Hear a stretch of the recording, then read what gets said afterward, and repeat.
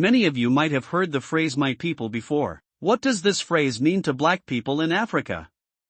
Besides, what is their definition of Pan-Africanism?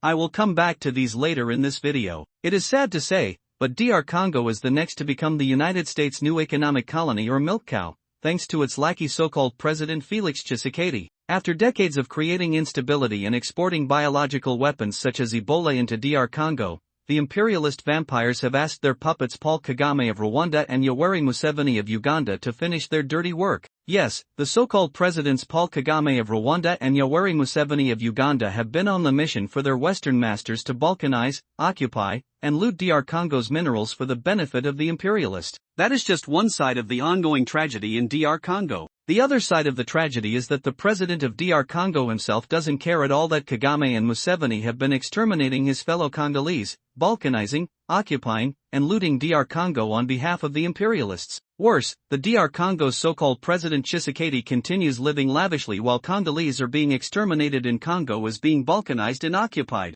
During a recent visit to Switzerland where Tshisekedi attended the World Economic Forum, he and 5 members of his government stayed at a Swiss luxurious hotel and spent $450,000 on hotel alone for the 6 nights they booked. Even the Swiss were shocked and disgusted to learn that a leader of a poor country could spend such amount of money for a 3-day stay abroad. The news about the Congolese president's lavish spending finally ended up in a Swiss newspaper. Rwanda, as we know, is a tiny country compared to DR Congo. In terms of population and landmass, DR Congo is 10 times larger and 100 times larger than Rwanda. Yet, President Tshisekedi has been complaining about the bullying and annexation from Rwanda and Uganda. He even recently asked the United States for assistance. Not only has Tshisekedi been showing to the whole world his incompetence but also his worthlessness, which is the common denomination among almost 100% of the so-called African presidents. After all, one might ask why Africans keep electing these kinds of individuals as their leader. The answer is simple. Africans do not elect 99% of their so-called presidents. These presidents are imposed on Africans through rigged elections by the imperialists.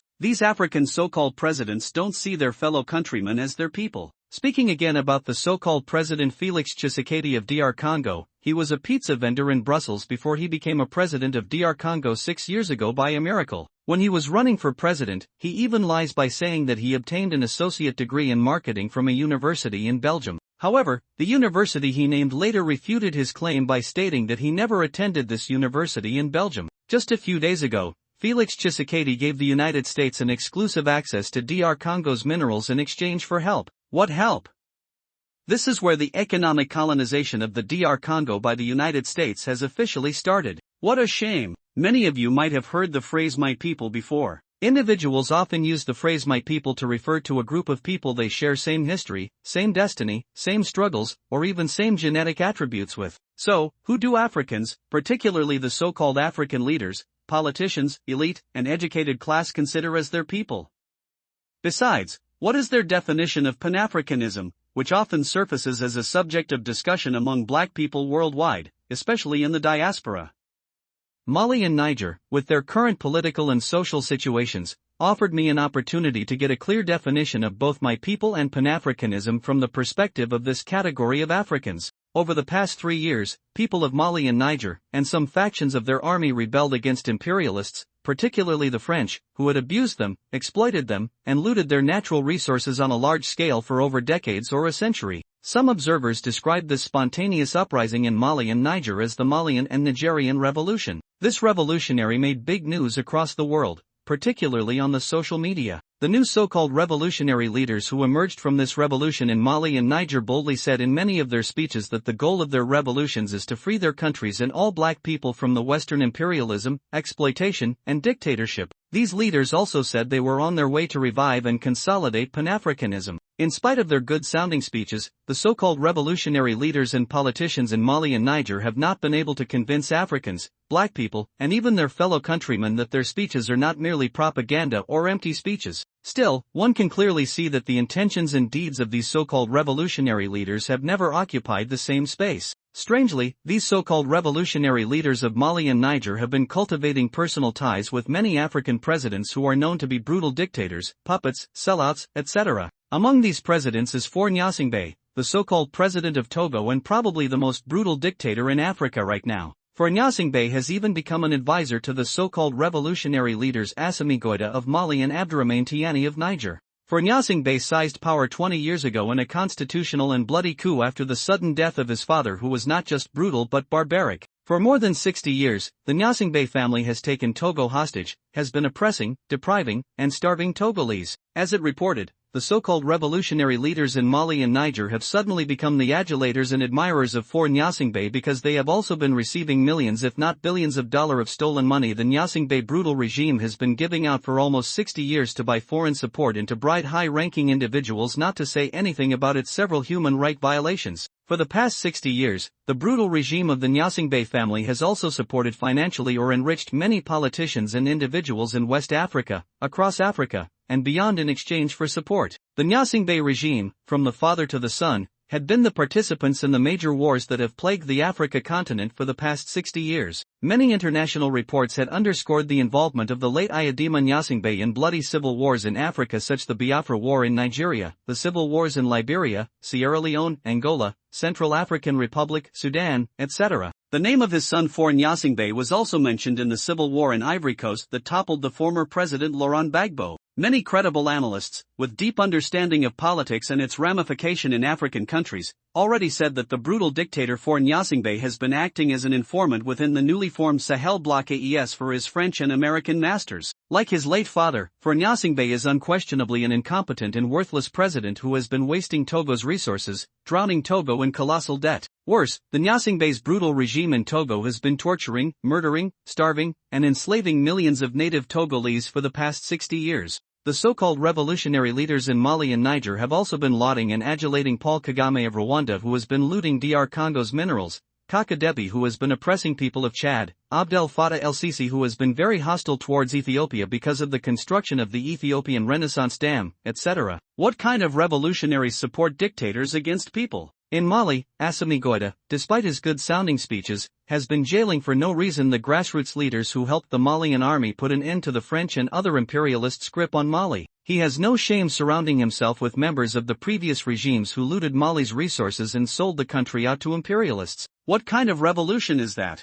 To objective observers, Pan-Africanism is a big thing in Africa only in words but not in actions. Mali and Niger are the perfect case study of this. When you hear African leaders, politicians, and ordinary people talk loudly about Pan-Africanism, know that they do it to get attention, to get something they lack, or to push a political agenda. Mali and Niger have been showing us what Pan-Africanism is and what it's not. Recently, the so-called revolutionary government in Mali banned a march planned by some Malians in solidarity with the Congolese who have been massacred and whose country has been occupied and looted by Paul Kagame of Rwanda and Yoweri Museveni of Uganda. Regarding the ban, the only reason the Malian government came up with was national security. However, the same government in Mali and Niger, a month earlier, authorized Malian and Nigerian Muslims to march in solidarity with Palestinians who are not even Africans like the Congolese. It's obvious that the so-called revolutionary and Pan-Africanist leaders in Mali and Niger don't really care about Africans and don't see black people at all as their people. In Mali, women and children should not be dying in illegal mine pits in 2025, and terrorist groups in the Sahel region would not be able to keep slaughtering innocent Malians with ease if the so-called revolutionary leader really cared about improving his fellow Malians' living conditions or building his country up.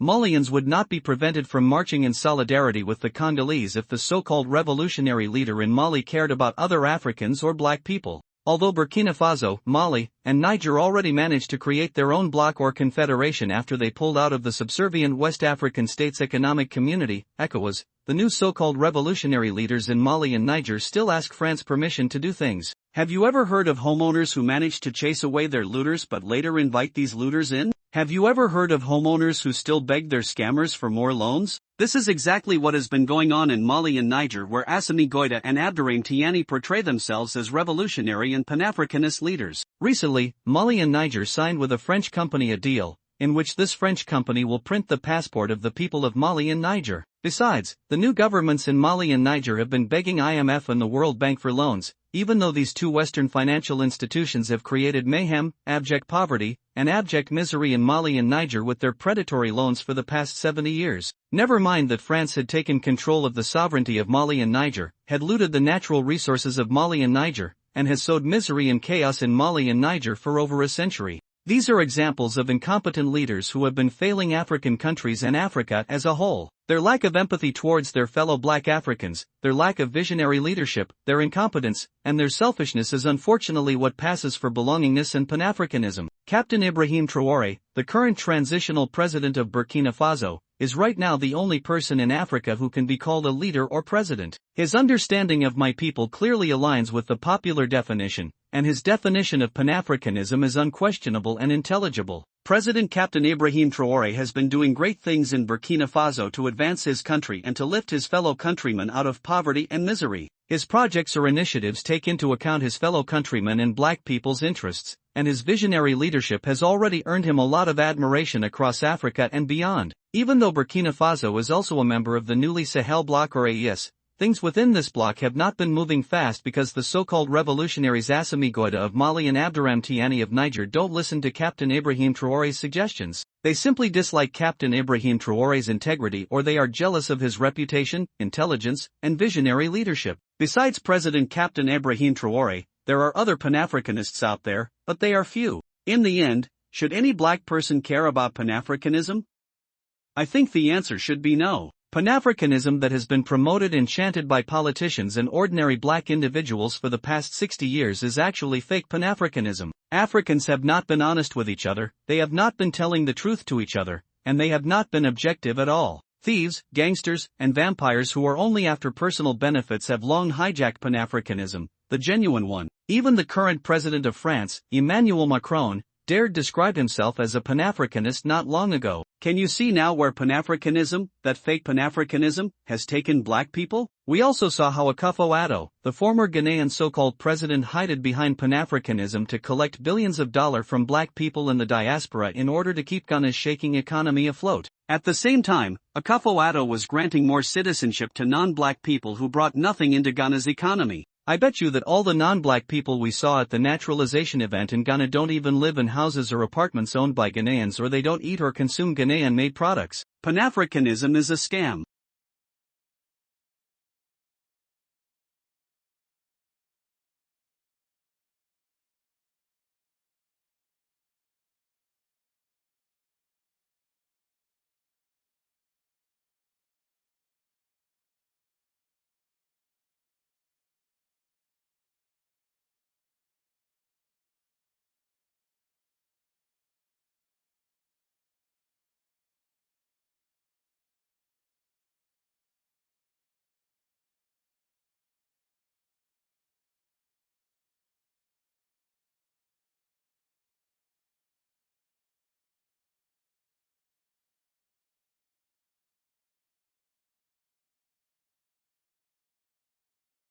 Don't be fooled by everything that has been said on social media about the so-called revolutionary leaders in Mali and Niger, or about African brutal dictators and puppets like Faure Gnassingbé in Togo, Paul Kagame in Rwanda, or Yoweri Museveni in Uganda. In our next video, we will talk about how the brutal and genocidal regimes of Faure Gnassingbé in Togo, Yoweri Museveni in Uganda, and Paul Kagame in Rwanda represent the biggest threats Africa faces right now from inside.